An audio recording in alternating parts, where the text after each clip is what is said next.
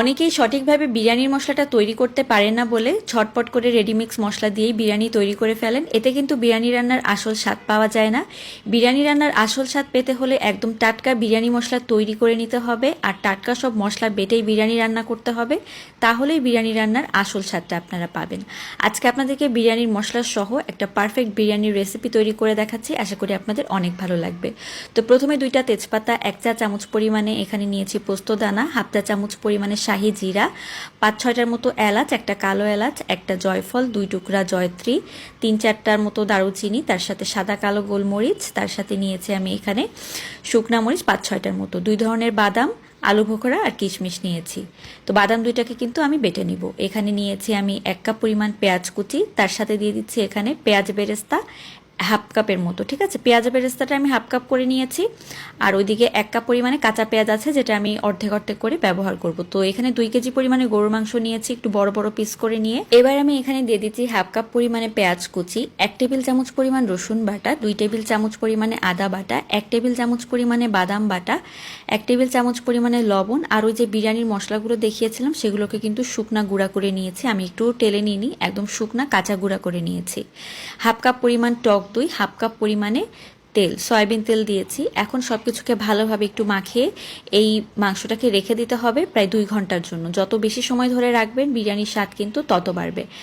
তো এখানে আমি যেটা দিচ্ছি সেটা হচ্ছে 1 চা চামচ পরিমাণে চিনি। মেরিনেট করার সময় চিনিটা অবশ্যই ব্যবহার করবেন, এতে করে দেখবেন যখন এই মাংসটা রান্না করবেন এটা অনেক বেশি টেস্টি হবে।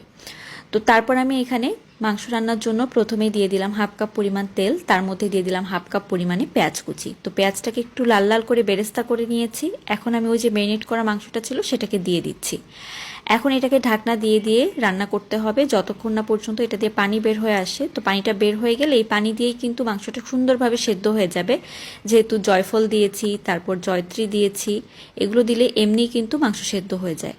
তো জয়ফল কিন্তু আমি এখানে 1 টুকরা ব্যবহার করেছি, ছোট সাইজের জয়ফল, এজন্য 1 টুকরা দিয়েছি। যদি আপনাদের জয়ফলটা একটু বড় হয় সেক্ষেত্রে অর্ধেকটা দিবেন। তো দেখতে পাচ্ছেন মাংসটা কিন্তু সেদ্ধ হয়ে গিয়েছে, তেলটাও আলাদা হয়ে গিয়েছে। এখন এই তেল দিয়েই আমি পোলাও চালটা ভেজে নিব। তো এই তেলের মধ্যেই আমি পোলাও চাল দিয়ে দিলাম। এখানে আমি 2 কেজি চালের জন্য, মানে 2 কেজি মাংসের জন্য 1.5 কেজি পরিমাণে চাল ব্যবহার করেছি। মাংসটা আছে 2 কেজি, 1.5 কেজি পরিমাণে পোলাও চাল নিয়েছি, ভালো করে ভেজে নিয়ে পানি দিয়ে দিলাম। তো একদম ফুটন্ত গরম পানি নিতে হবে। আর এখানে 1.5 কেজি চালের জন্য আমি পানি নিয়েছি কিন্তু 3 কেজি থেকে কিছুটা কম। একদম পুরোপুরি 3 কেজি দিলে কিন্তু একদম চালটা নরম হয়ে যাবে। আর লবণ কাঁচামরিচ দিয়ে সুন্দরভাবে পোলাওটা রান্না করে নিয়েছি। এরপর অর্ধেক পোলাওটা তুলে নিয়ে এখানে আমি দিয়ে দিচ্ছি আলু বোখরা কিশমিশ, তার সাথে পেঁয়াজের বেরেস্তা, 1 চা চামচ পরিমাণে দিয়ে দিচ্ছি গুঁড়া দুধ, আর তার সাথে 1 চা চামচ পরিমাণে ঘি। তো এগুলোকে ছড়িয়ে দিয়ে আমি রান্না করা মাংসটা এখন বিছিয়ে দিচ্ছি। আর রান্না করা মাংসটা দেওয়ার পরে এখানে অর্ধেকটা যে পোলাও রান্না আমি উঠিয়ে রেখেছিলাম সেই ভাতটাকে দিয়ে দিচ্ছি। তো ভাতটাকে চারিদিক থেকে ছড়িয়ে দিতে হবে। আর চুলার জাল কিন্তু একদম লো করে দিয়েছি আমি। তো তারপরে এখান থেকে কিশমিশ আলু বোখরা আরও কয়েকটা দিয়ে দিচ্ছি। তো তারপরে এখানে পেঁয়াজের বেরেস্তা দিয়ে দিতে হবে, আবার এখানে ঘি, আর তার সাথে গুঁড়া দুধ। আমি কিন্তু বিরিয়ানি রান্নায় গুঁড়া দুধ ব্যবহার করি, একদম লিকুইড যে দুধটা সেটা দিই না, তাহলে একদম মাখা মাখা হয়ে যায়। তারপর একটু কেওড়া জল দিয়েছি, আর এখন ঢাকা দিয়ে দিব। ঢাকা দিয়ে এটাকে দমে দিব। তো 20 মিনিট দমে দিলেই কিন্তু বিরিয়ানিটা একদম পারফেক্টভাবে রান্না হয়ে যাবে। আর নিচে একটা তাওয়া দিয়ে তারপর এটাকে দম দিবেন 20 মিনিটের জন্য, তাহলে দেখবেন এরকম ঝরঝরে বিরিয়ানি তৈরি করতে পারবেন। আর পানির পরিমাণটা একদম ঠিক মতো দিবেন। আশা করি বিরিয়ানির রেসিপিটা আপনাদের অনেক ভালো লেগেছে। ভালো লাগলে লাইক কমেন্ট করে কিন্তু আমাকে জানাতে ভুলবেন না। আর বেশি ভালো লাগলে টাইমলাইনে একটা শেয়ার করে রাখবেন, যেন পরবর্তীতে টুপ করে দেখে নিতে পারেন।